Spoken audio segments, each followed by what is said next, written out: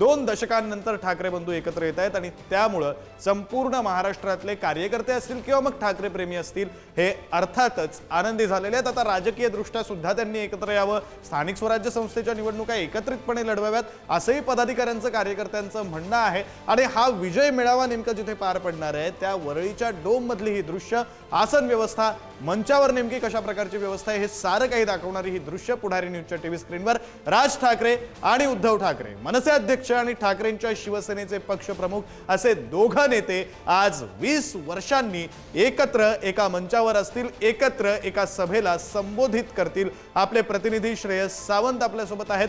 पुन्हा एकदा श्रेयस यांच्याकडे जाऊया।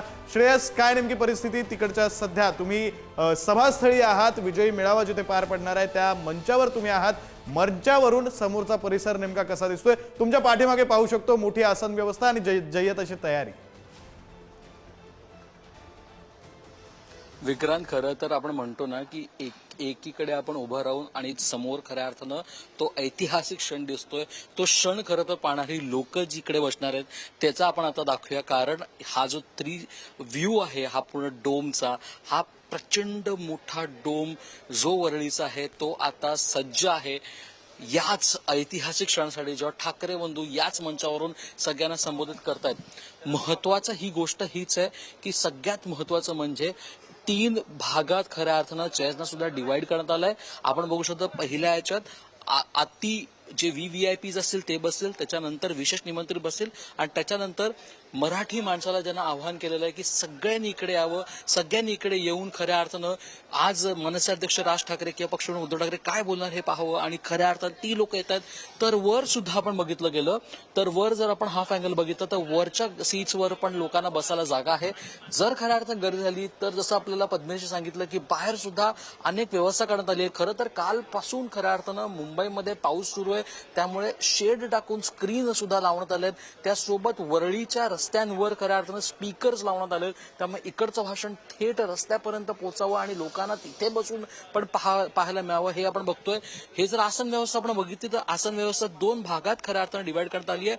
त्या 2 भागांमध्ये एक गँगवे करण्यात आले आणि त्याच्या बाजूला खऱ्या अर्थानं उजव्या बाजूला खऱ्या अर्थानं मनसैनिक बसतील तर डाव्या बाजूला खऱ्या अर्थानं शिवसैनिक बसतील असं खऱ्या अर्थानं करण्यात गेलंय। त्याचं कारण एवढंच विक्रांत की जे निमंत्रित आहेत ते निमंत्रितांना खऱ्या अर्थानं 2 पक्षांनी बोलवलं आहे, त्या 2 पक्षांच्या निमंत्रितांना तशी जागा बरोबर मिळावी यासाठी खऱ्या अर्थानं हा प्रयत्न करण्यात आलाय।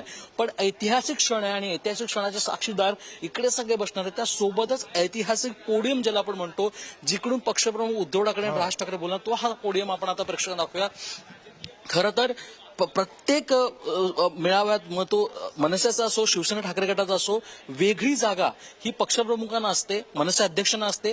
पण आज इकडे एकच जागा ठेवण्यात आली आहे, कारण मनसे अध्यक्ष राज ठाकरे आणि पक्षप्रमुख उद्धव ठाकरे या एकाच ठिकाणीवरून खऱ्या अर्थानं आज महाराष्ट्राला संबोधित करणार आहेत। विक्रांत, हा सगळ्यात ऐतिहासिक क्षण आहे आणि तो ऐतिहासिक क्षणाचा खऱ्या अर्थानं इकडे आपण ज्या मंचावर आहोत तो मंच सगळ्यात मोठा मंच आहे, कारण 18 ते 20 वर्षांनी तब्बल याच मंचावरून मनसे अध्यक्ष राज ठाकरे पक्षप्रमुख उद्धव ठाकरे एकत्र येणार आहेत, एका मंचावर येणार आहेत। आणि तो मंच आपण टाकूया आणि त्या मंचाच्या सगळ्यात महत्वाची गोष्ट म्हणजे असं मी म्हटलं की आवाज मराठीचा, आवाज जनतेचा, आवाज महाराष्ट्राचा आणि आवाज मराठीचा लिहिण्यात आलाय। त्यासोबतच महाराष्ट्राचा नकाशा ठेवण्यात आलाय। जसं सगळेच म्हणतायत विक्रांत, आणि पहिल्या दिवसापासून म्हणजे मनसे अध्यक्षांनी जर आपल्याला आठवत असेल विक्रांत तर पहिल्या दिवशीच म्हटलं की यात जर आम्ही मोर्चा काढला तर त्या मोर्चात कुठल्याच गोष्टीचा झेंडा नसेल, मराठीचा अजेंडा असेल। आणि तोच अजेंडा आता खऱ्या अर्थानं मेळाव्यात पण पाहायला मिळतोय। जेवढे पोस्टर्स बाहेर लागले आहेत, जेवढ्या गोष्टी या स्टेजवर आहेत, तर ही गोष्ट एकही झेंडा नसून हा महाराष्ट्राचा खऱ्या अर्थानं नकाशा हाच अजेंडा आपल्याला इकडे पाहायला मिळतो। आणि ते चित्र इथे आपल्याला महत्वाचं आहे, ते चित्र इकडे आता निर्माण होताना दिसतंय आणि इकडेचं चित्र जे आहे ते अभूतपूर्व आहे। त्याचं कारण एवढं खरंय श्रेयस, तुम्ही म्हणताय त्याप्रमाणे या मंचावरची सगळ्यात महत्वाची गोष्ट म्हणजे महाराष्ट्राचा असलेला नकाशा, कारण या महाराष्ट्रासाठी आम्ही लढतोय असं दोन्ही ठाकरे बंधूंचं म्हणणं आहे आणि त्यासाठी आम्ही एक झालोय असं ते म्हणतायत। तुम्ही सभास्थळाचा आढावा घेत राहा। धन्यवाद सध्या दिलेल्या या तपशिलांसाठी। यानंतर आपण थेट दादरच्या सेना भवनाबाहेर जाणार आहोत, तिथे आपले प्रतिनिधी नंदकिशोर गावडे आहेत। नंदकिशोर, आपण नाशिक मधला उत्साह पाहिला, आपण वरळी डोमच्या आतला उत्साह पाहिला, वरळी डोमच्या बाहेरचा उत्साह पाहिला, मात्र शिवसेनेसाठी, केवळ शिवसेनेसाठी कशासाठी, ठाकरेंसाठी, मग राज ठाकरे असतील किंवा उद्धव ठाकरे यांच्यासाठी महत्वाची असलेली जागा म्हणजे शिवसेना भवन, दादरचं शिवसेना भवन, काय नेमकी परिस्थिती आहे?